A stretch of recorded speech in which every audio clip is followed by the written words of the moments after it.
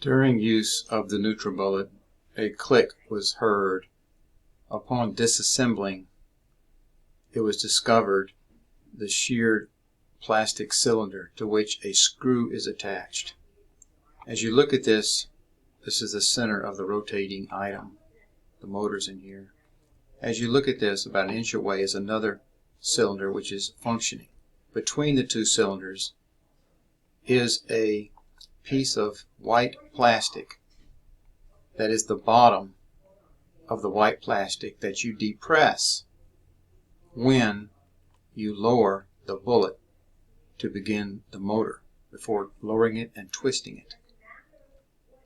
This unit has 3 of these white plastic items that are depressed. 2 of them are attached to switches. They both have to work. One, I'm going to call it a dummy. This is one of the live switches.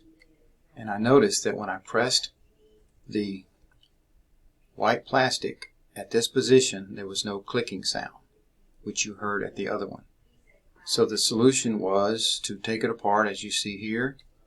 I didn't trust gluing right here, so I discarded it.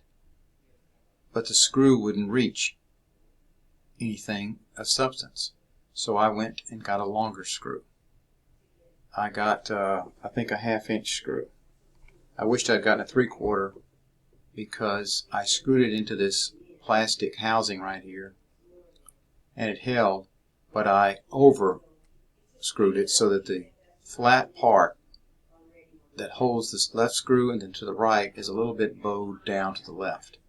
I hope it'll last a long time. It keeps it out of the landfill. The solution was a larger screw. I didn't trust gluing to work.